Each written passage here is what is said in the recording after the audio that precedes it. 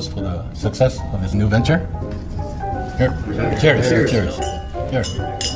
안녕하십니까. 넘버 원 재테크 채널 투자캐스터 인사드리겠습니다.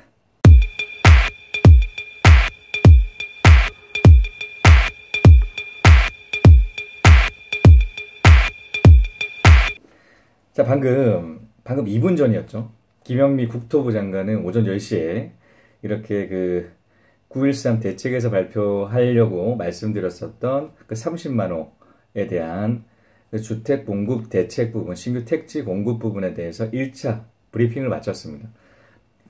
제가 말씀을 드렸듯이 이제는 절차가 완료가 되는 대로 2차, 3차로 해서 이렇게 계속적으로 이제 발표를 해서 30만 가구를 말씀을 드린다라고 얘기를 했는데요.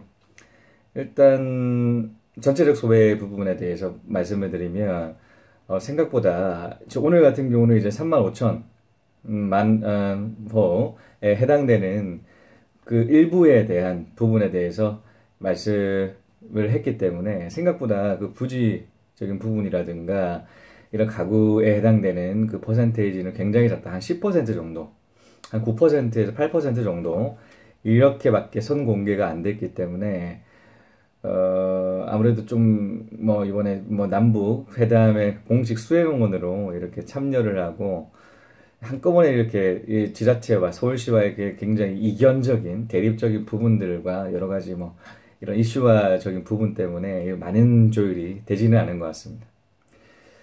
일단 제가 관전 포인트라고 몇 개 6가지로 말씀드렸었는데 그 부분 잠깐 짚고 넘어가도록 하겠습니다.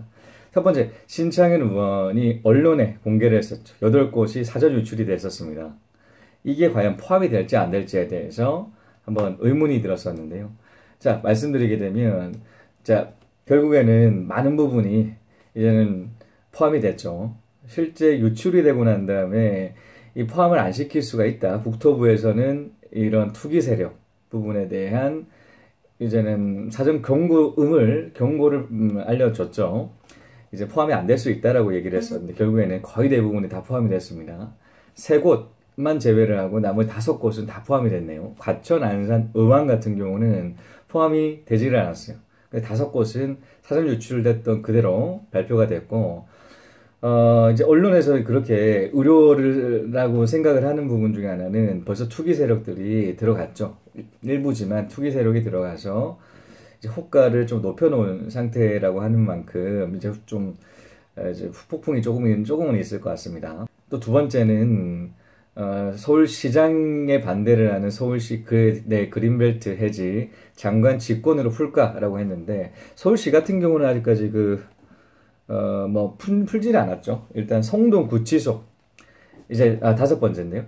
서울은 이제 그린벨트 대신에 유휴지 개발, 성동 구치소라든가 차량창, 차량 기지 이 부분에 대한 개발로 이제 선회를 해서 이제 공급을 하자 서울시가 그렇게 주장을 했었는데 그렇게 설득을 했었고요. 결국에는 나머지 부분은 추가로 발표를 할지는 모르겠지만 지금까지 성동 구치소 포함이 된다라는 것이고요. 또 6번째, 수도권 용적률 변경할까 안 할까. 일단 서울시에서 대안으로 제시를 했었죠. 이제는 주거 인원 부분에 대해서 상향을 하고 이제 용적률을 증가를 해서 이제는 내적 도심 내를 개발을 해서 이제는 국토부가 요구를 했던 5만 가구를 채우겠다 이렇게 대안을 제시를 했었는데 용적률 조정한다고 합니다. 용적률 조정하는데 용적률 증가되는 용적률에 대해서는 반 이상을 임대로 이제 돌린다라고 얘기를 하는 것만큼 이제 그런 식으로 얘기를 하고 있고요. 나머지 2건, 3건 같은 경우는 아직까지 대략적으로 검토가 필요한 사항이고 이제는 생각보다 작다라는 거. 저는 30만 호가 그 예상 이상일지 아닐지에 대한 관전 포인트를 말씀드렸었는데 시간이 너무 부족해서 이번에는 35,000 가구. 자, 서울 부분 10,000가구, 경기도 부분 17,000, 나머지 외 7,500, 그래서 총 35,000가구에 해당되는 1차 브리핑이 마쳤죠. 저는 예상을 했었습니다. 첫 번째, 신창현 의원 몇 개는 포함될 거다라고 말씀드렸었는데, 8곳 중에 5곳이 결국에는 포함이 됐죠. 근데 조금 의아스러운 거는 뭐냐면 환경부 평가에서 8군데 신창현 민주당 의원이 사전 유출이 됐던 그 후보지 8군데 같은 경우가 3군데만 환경평가 3등급에 해당되는 그 지역이다. 나머지는 1, 2등급에 해당되는 지역이라서 그린벨트 해제가 어렵다라고 알려졌었는데도 나머지도 다 포함이 됐네요. 그 환경평가 3곳에 만족했던 그 3곳은 의정부, 성남, 광명이었습니다. 그렇기 때문에 과천, 안산만 제외가 됐습니다. 총. 그래서 광명, 인천, 광명, 의왕, 의정부, 성남, 시흥 이 5군데 포함이 됐고요. 저는 예상을 했었죠. 서울시가 그린벨트 해제를 하고 도심 유휴지를 포함을 시킨다라고 예상을 했었는데, 일단 그린벨트 해지 부분에 대해서는 아직까지 제가 보기에는 해지 부분은 아직 밝히지는 않은 것 같고, 도심 개발, 유휴지, 성동구치소만 포함이 된 걸로 보아서 일단 도심지 개발이 추가가 됐다라는 측면이 있고,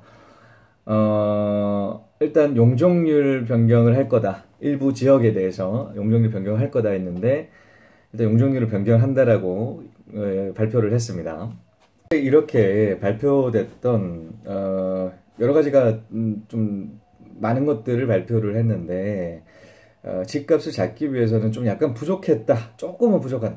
하지만 진짜 이 대척점을 좀 지나간다라는 생각이 듭니다. 왜냐면 사실 이제 기대 심리, 이제 집값이 올라가고자 하는 그 기대 심리를 9.13 대책 이후에 조금 소강 상태로 만들었는데요. 그 기대 심리가 점점 줄어들고 있다.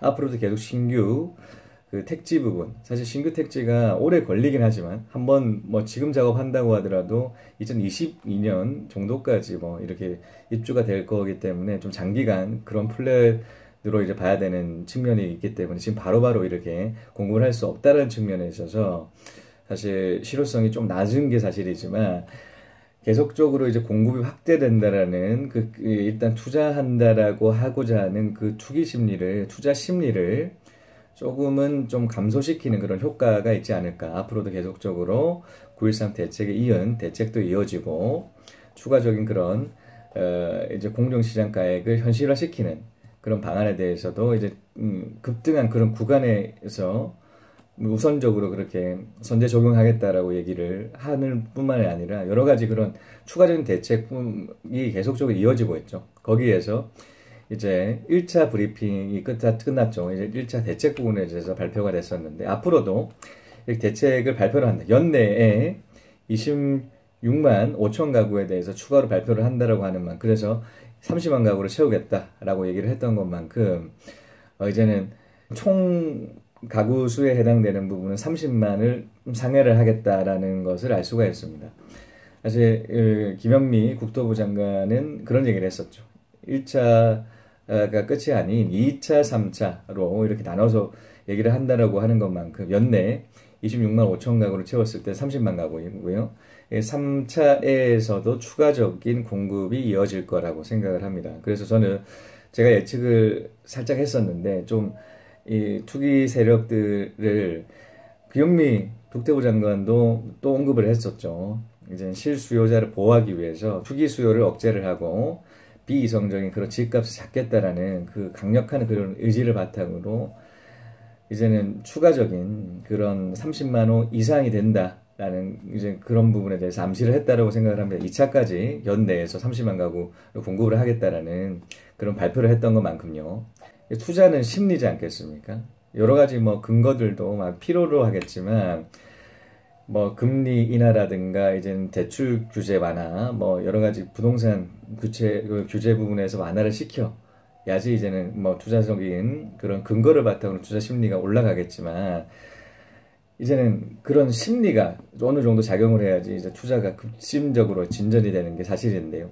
이 투자 심리적인 부분을 공급을 확대하겠다라는 그런 강력한 그 정책, 그런 의지를 이렇게 표현을 했던 것만큼 심리적인 측면에 있어서 봤을 때는 투자하고자 하는 그 심리는 좀 꺾이지 않을까라는 생각은 합니다.